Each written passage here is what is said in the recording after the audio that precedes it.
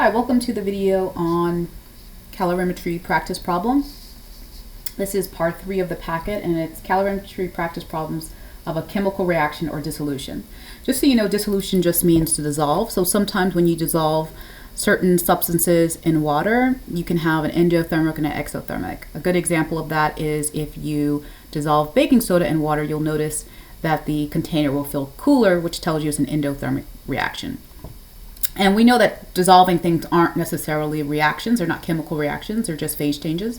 But they can also result in a loss or gain of heat energy. So that's why we include those here. Okay, so for these problems, you are performing a chemical reaction and you're measuring the heat that's lost or gained in a coffee cup calorimeter. So that would be a constant pressure calorimeter. That means that since it's carrying a constant pressure, that means the heat that you calculate will be the same as the change in enthalpy. So let's take a look at this example here. We have a chemical reaction that says when 30 milliliters of a 2.0 molar barium hydroxide solution, this is just a value for concentration, tells you how concentrated that solution of barium hydroxide is. So 30 milliliters of 2.0 molar barium hydroxide and 120 milliliters of 1.0 molar HCl solution are combined. The temperature of the solution increases from 18 degrees to 31 degrees Celsius. So I want you to sort of visualize here. You have a container that has barium hydroxide, a container that has HCl, you mix them together. And the temperature initially is 18 degrees Celsius, and then it shoots up to 31 degrees Celsius. So the first question is asking, is the reaction endothermic and exothermic? Well, before we answer that question, let's just take a look to see what kind of reaction we're dealing with here. We have a base and we have an acid. So this will be an acid-base neutralization reaction. We know an acid and a base makes a salt, in this case barium chloride, and water. Now if I were to balance this out, I would need 2 hydrochloric acids, and I would make 2 waters and 1 barium chloride. So this is the reaction I want to know if it's endothermic or exothermic.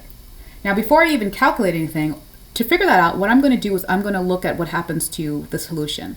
Now solution is anything that's dissolved in water.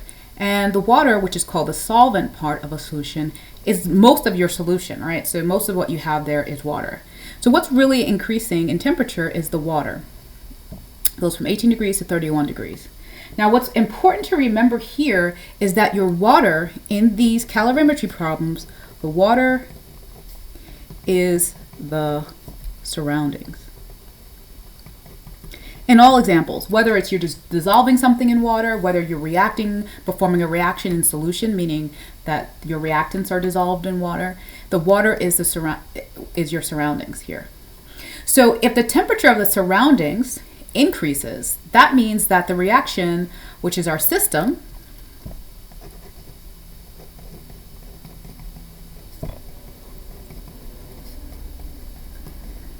that reaction must be giving off heat. So that makes it exothermic. Okay. So the explanation here is that it's exothermic because the temperature of the water, which is our surroundings, increases.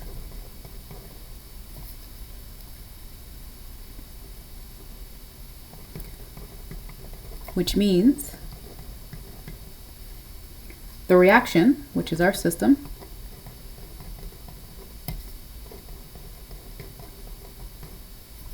releases heat.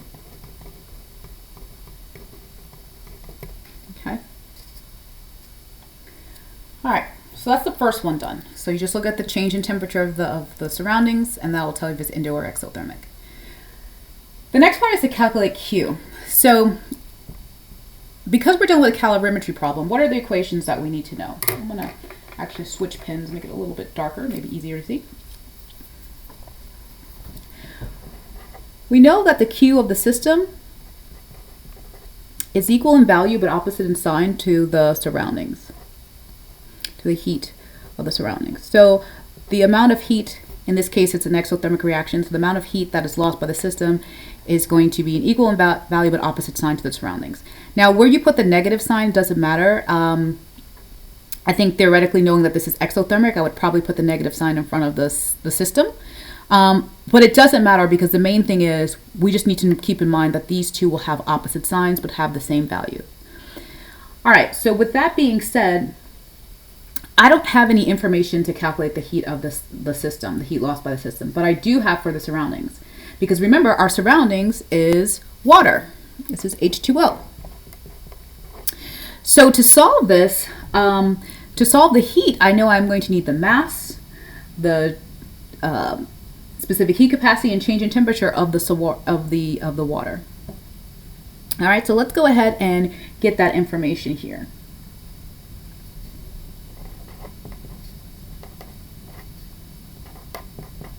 All right, and we're going to do this for water. Okay, so this is our water here. Now let's start with mass. All right, going back up to the problem, they tell us that we have 30 milliliters of a 2 molar solution and 120 milliliters of a 1 molar solution. But nowhere here do I see grams or kilograms, so they're not giving me the mass. So how do I get the mass? Well, because we're dealing with water, what we're going to do is we're going to use the density.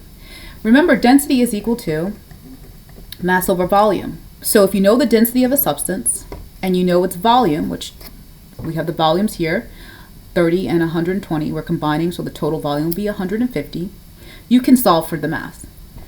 The cool thing about water, and you should know this, is that water has a density of 1 gram per milliliter. So you actually don't really need to do any calculations there. If you have if you know the volume of the water in milliliters, that's the same amount in mass. So 1 gram of water is 1 milliliter. 2 grams of water would be 2 milliliters. 5 grams would be 5 milliliters, etc., because it's a 1-to-1 ratio.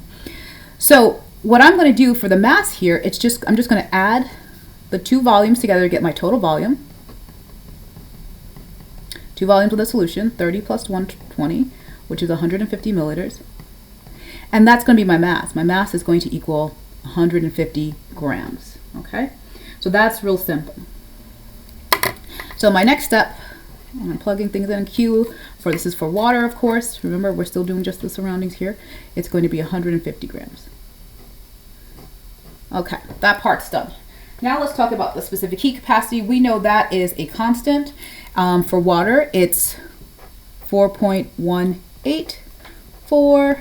And since we're dealing with grams, we're going to use joules, grams, and our temperature is in Celsius, so joules per grams degrees Celsius. Okay. Now the reason why I know I'm using joules here, because if your mass is in grams, then your energy will be in joules. If your mass is in kilograms, then your energy will be in kilojoules. Okay.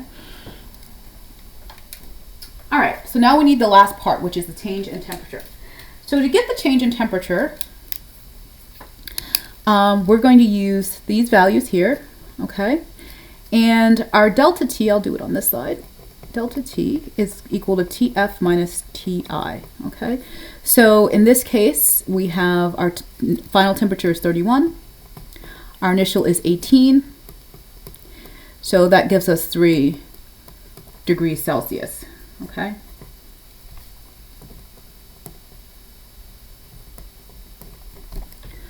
Cool. So now I can go ahead and plug that into my calculator. I'm just multiplying those values together. And when I multiply 5 times the 150 times the 4.18 times the 3, I get 188.1. So this is my Q of my water or my surroundings is equal to 188.1. And of course, that's going to be in joules. Use whatever units for energy you have in your specific heat capacity. So all this work here is for the surroundings, okay? So now what I need to do is to get for the system, that's our last step. To get the energy of the system, remember, it's going to be the same value, but just opposite sign. So all I'm going to do is put a negative in front of what I got here. I have 188, so make sure I just flip that sign.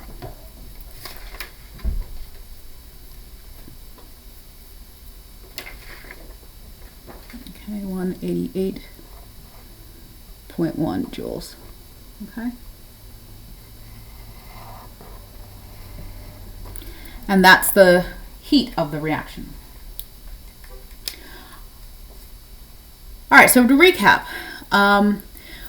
for these problems, you're going to use the equation, the Q of the system, which is your reaction, is equal to the negative Q of the surroundings. For the surroundings, you use your information from water.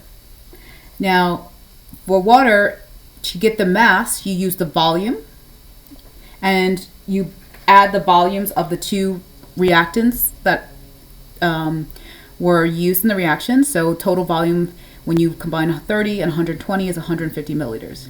Then you convert that to grams, because the density is 1 gram per milliliter. It's going to be the same value, just change the units to grams. That gives you the mass of the water. Specific heat of water is a constant. And then your change in temperature will be the final temperature minus the initial, and you plug that in. Multiply that together to get the heat of the surroundings. To get the heat of the system, you take that same value and just flip the sign. So since we had a positive sign, we would make it negative. And if this was a negative sign, it would be positive. Last part says use Q to sketch the energy profile. So the thing to remember about Q is, remember Q is equal to delta H, which we need to have in our energy profile. So let's go ahead and start drawing it. In problem 1A, we determined that this was an exothermic reaction. So the first thing I'm going to do is I'm going to go ahead and put in my, for exothermic, the system loses energy. So my reactants, which is what I start with, are going to be higher in energy than my products. So the product line will be lower because it's losing energy. And remember that we always draw that little hump there and connect it sort of by a loop. Now this hump represents the activation energy, so I'm going to go ahead and put that in. So the activation energy is the difference in energy between the reactants and the top of that hill. So that's my EA, my activation energy. That's important for kinetics. And then my delta H is just going to be the difference in energy between the reactants and products. Okay, so that is that. All right, I hope you found this video helpful. If you have any questions, please let me know. Have a quality day.